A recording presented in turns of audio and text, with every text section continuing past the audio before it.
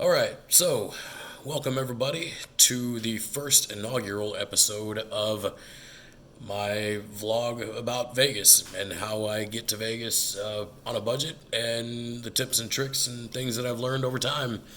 I guess we'll call this video series Bucket Does Vegas. Sounds like a good enough name. Anyway, so those of y'all that follow me on my social media platforms, which obviously if you're watching this, you probably already are, y'all have noticed that I tend to go to Las Vegas uh, fairly often, more than the average person, I would say. I like to go at least twice a year, sometimes three. Just depends on what my budget's like and if I can actually afford it. Uh, but because of that, because I've gone so often and been through the booking process 100 times, I tend to get the questions from friends and family on uh, all the insider tips on the best places to stay, the best places to eat, things to do, things to see, the can't miss stuff, all that kind of good stuff. But I would say that the most common question that I get is how do I get there and back and travel so cheap? So that's what I intend to answer. This is probably going to end up being a series of videos because it's kind of a lot of information and I like talking about it. So it's probably going to go on and on. So this will just be video one out of a couple. But I intend to answer that question and hopefully pass some information along to you to help you out so that when you decide that you want to go to Vegas, you can kind of take those tips and turn them into your own cheap adventure. And I use the term cheap for Las Vegas. That's a very loose term. Anybody that's ever been, especially recently, will tell you that Vegas is not a cheap venture anymore. It used to be back in the day. I've probably started going to Vegas a little over 15 years ago. The first time I went versus the way that things are now, it's night and day what it used to be. When I first started going, and I'm sure it was like this for many years prior, but Vegas back then was more about the gambling and the drinking and the, you know, not to stereotype it, but the debauchery that Vegas is famous for, and that's what drove it. It was more gambler oriented. It was gambler friendly. But nowadays, Las Vegas kind of prides itself and advertises itself as being the entertainment capital of the world now.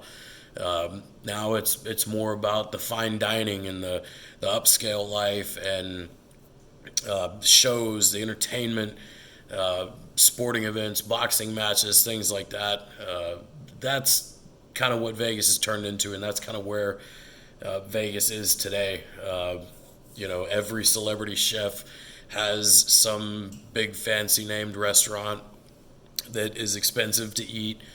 Uh, you know, every I don't want to call them washed up celebrities, but I mean, come on, Donnie and Marie, they've had an ongoing show in Las Vegas forever, which I think that just ended. But kind of what I'm getting at is Vegas is no longer about the gambler anymore. It's not about the common man anymore, and you can tell by the places that are being built in Las Vegas. The resorts are getting bigger, they're getting ritzier, they're getting more over the top than they were before, compared to Vegas of yesteryear. So that's kind of indicative of the direction that Las Vegas has gone in the last decade or more. Uh, so things have changed. Everything's gotten more expensive. Vegas is definitely not a cheap place to go once you're there, but that doesn't mean that getting there and staying there has to be expensive. There's just certain ways of getting around that. So I guess in this first part, I'm going to discuss the the reasons that can affect how much it's going to cost you to go and stay in Las Vegas. Um, and I think that the number one thing that's going to affect price is the reason that you're going. If you decide, you and your husband or wife or whatever, significant other, or if it's you and a group of buddies, decide that y'all want to go to Las Vegas for whatever reason it is, that reason is going to make a difference in price. And what I mean by that is, if it's just you and a couple guys and, a group of friends that are just going to have a weekend, well, that's probably not going to make a big difference to you where you stay. A hotel room for me, for my money, a hotel room in Las Vegas is literally just a place to keep my luggage, take a shower, and take a nap every once in a while. Other than that, you're really hardly ever in the room. So if it's just a casual weekend, you guys might be happy staying at a lower tiered hotel. However, if it's you wanting to take your wife or your girlfriend or whatever out on a romantic weekend, then you're gonna kind of want to impress her, and you're gonna want to stay in the nicer room. So you're gonna fork out a little bit more dough to stay at a place like the Bellagio or the Cosmopolitan or what have you. So that kind of thing is gonna affect the price of the trip. And in my experience, I find that to be true. Another big thing, if you're traveling there for a work thing, if it's business and you're there for a conference, that can severely affect how much you're going to pay while you're there. And what I mean by that is, if you're going there's a lot of big conventions that go through Las Vegas. For instance, the biggest ones that they have are the Consumer Electronics Show, which is the first week of January every year. The SEMA show, which is a big convention of all of companies worldwide that make aftermarket car parts and things like that. Their convention, I think that's the second largest convention in town. And I think CES, Consumer Electronics, I've read that they bring about 180,000 people to town. That one convention brings that many people. And SEMA is the second biggest. I think they bring 160,000 ish. But then you have like National Finals Rodeo. There's even the Adult Video News Awards that comes through there, and that's not one of their bigger conventions. But my point is, if there's a big convention in town, that's going to severely affect the cost, because when those big conventions are there, everything goes up. The price on everything goes up. The room rate goes up. The flights in and out of Las Vegas tend to go up. The table minimums in the casinos, they go up. It tends to get a little bit more expensive when it's convention time. So if you're going there on business or something like that, you're going to pay for it. And to be honest with you, some of the things that I'm going to go through in this video series on how to find the cheaper deals, if you're going for that reason, this stuff probably won't even benefit you at all. So first thing is, you got to decide why you're going, and then from there you can kind of budget what you want to do. And speaking of budgets, that's another thing. If you've never been to Vegas, it can be kind of intimidating trying to figure out, well, how much money do you want to bring with you, where you're going to want to stay, how, you're going to need to know how much to expect to spend while you're there. And that's going to depend on one thing is, are you a gambler? I tend to be a gambler, so I budget to take money to lose. I never budget money expecting to come back with it. Whatever money I take, I'm expecting to leave it in Las Vegas and not come back with it. Trust me, I'm not a high limit gambler or anything like that. I try to find the cheapest tables, whether it be craps or blackjack. I play the low limit slots, penny, quarter, things like that. I don't play dollar slots or anything like that. So that kind of is going to play a factor into budgeting. So I'm a marginal gambler. I could honestly spend a whole day gambling if my money would allow me to. But I typically budget just in gambling money somewhere between $1,000 and $1,500, and that's on a 3-day trip. On average, I'll probably take $1,200 with me, and that's that's my spending money and my gambling money, and probably a good baseline to start if you plan to gamble. If you don't plan to gamble, you could probably take a little bit less than that, but don't expect to get out of Las Vegas cheap. Like I said, it's expensive to eat there. It's expensive to drink there. It's expensive to be entertained there. There are some free things to do, like the Bellagio fountains. That's always fun, and that's free. But that's going to get old, especially if you're there for 3 or 4 days.